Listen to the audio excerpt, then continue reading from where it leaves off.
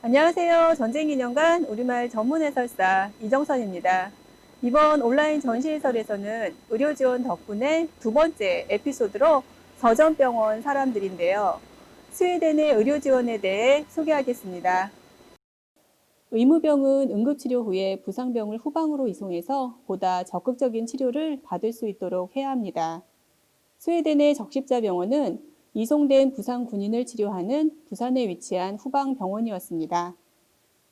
앞에 보이는 방탄모에 한자로 서전병원이라고 쓰여 있는데요.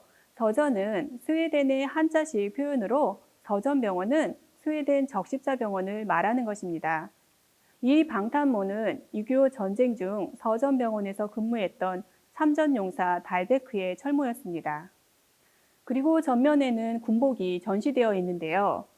적십자병원에 파견되어 서전병원에서 근무했었던 사람들은 의료진 외에도 전기기사, 운전병, 보초병, 군종병 등 다양했습니다.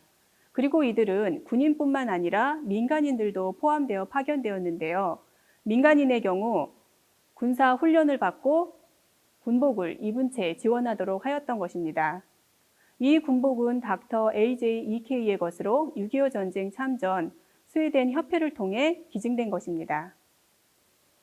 이렇게 당시 부산 상업고등학교에 위치한 서전병원은 6.25 전쟁 중 가장 먼저 도착해 가장 오랜 기간인 6년 6개월 동안 의료 지원을 하였습니다.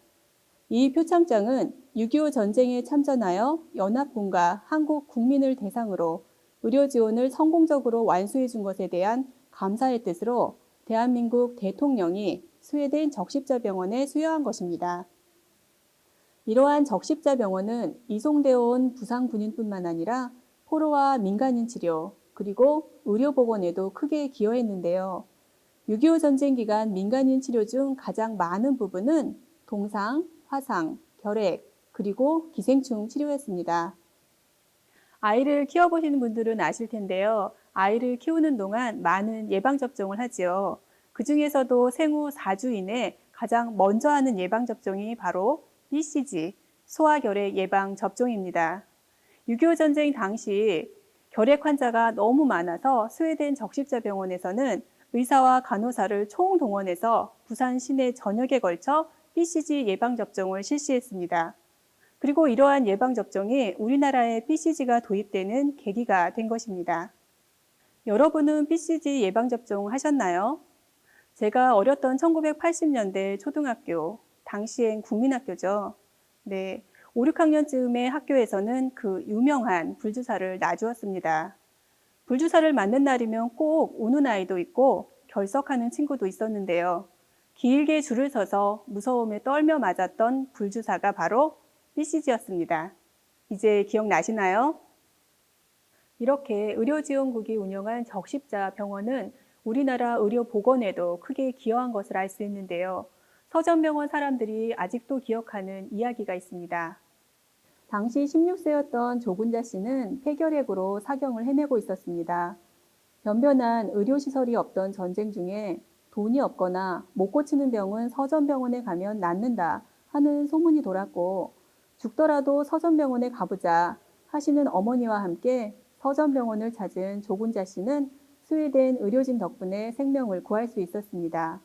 하지만 결핵치료 과정에서 전쟁은 끝이 났고 서전병원은 임무를 마치고 귀국하게 되자 조군자 씨가 살려달라고 애원하였습니다. 그러자 서전병원 의료진은 아무 걱정 마라. 우리가 돌아가더라도 약을 보내주겠다고 약속하였습니다. 그리고 스웨덴 의료진은 진짜로 1년 동안 약을 꼬박꼬박 보내주었습니다. 조군자 씨는 스웨덴 의료진이 없었다면 지금의 자신은 없었을 것이라고 합니다. 그리고 또 다른 사연이 전쟁기념관 3층 유엔 참전실에 전시되어 있습니다. 1953년 군용차에 치여 서전병원으로 실려온 소년이 있었는데요. 결국 이 소년은 다리를 절단하게 되었고 유리엔 의사와 올센 간호사가 이 소년을 치료해 주었습니다. 그런데 당시 한국에는 의족을 제작하는 곳이 없었습니다. 이때 아버지가 목수였던 미르엔 의사는 나무로 직접 의족을 만들어 주었고 서전병원 사람들은 이 소년을 사보라고 불렀습니다. 서브라 불리던 소녀는 경남 밀양에 거주하는 박만수 씨입니다. 박만수 씨를 돌봐준 의사와 간호사는 세상을 떠났지만 박만수 씨는 아직도 자신을 치료해준 이들을 잊지 않고 있다고 합니다. 네, 이처럼 6.25 전쟁 중 의료 지원을 한 서전병원 사람들은 상처 치료뿐만 아니라 우리에게 감동과 함께 희망을 주었던 것입니다. 다음 편에서는 노르웨이의 의료 지원에 대해 소개하겠습니다. 이것으로 온라인 전시 해설을 마치겠습니다. 지금까지 우리말 전문 해설사 이정선이었습니다. 서전병원 사람들 덕분에 고맙습니다. 안녕하세요. 린다리가 돌아왔습니다. 여러분의 성원에 힘입어서 상상장도 린다리가 돌아왔습니다. 자, 오늘은 의료 수송용 헬기에 대해서 알아볼 텐데요. 이 헬기가 바로 어린이 박물관 옥상에 전시되어 있습니다. 저와 함께 같이 보러 가시겠습니다. 뿅!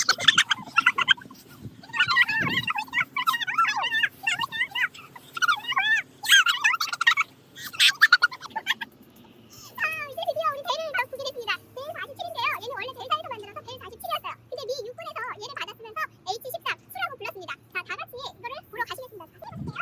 자, 조종석을 같이 보시겠습니다. 자, 열어볼게요. 자, 이게 바로 조종석입니다. 자, 이렇게 여기 헬기에는 두 사람이 조종석에 조종사와 한 사람이 더 탈 수 있었습니다. 자, 이제 다른 부분을 보러 가실게요. 이쪽으로 오세요. 자, 이게 동체 꼬리이고 헬리콥터 프로펠러입니다. 자, 보시는 것처럼 굉장히 간단하게 생겼죠. 얘는 그래서 가격도 싸고 만들기도 저렴하고 고장도 잘 안 났다고 합니다.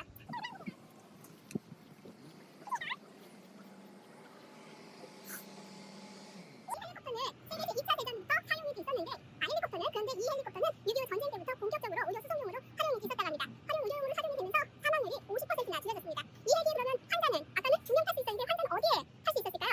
바로 이것입니다. 제가 특별히 준비했습니다. 이렇게 이게 랜딩 스틱인데 이 랜딩 스틱 위에 환자 수송용 침대를 깔아서 원래 이렇게 환자가 누워 있습니다. 저희가 델사에서 이 6.25 전쟁 때 사용이 됐었던 이 헬기를 기증 받을 때 이 환자 수송용 침대를 같이 기증 못 받았다고 합니다. 그래서 제가 특별히 준비했습니다. 자, 이 수는 전장의 나이팅게일이라는 이 계칭을 받을 정도로 굉장히 우리 6.25 전쟁에서 사망률을 줄이는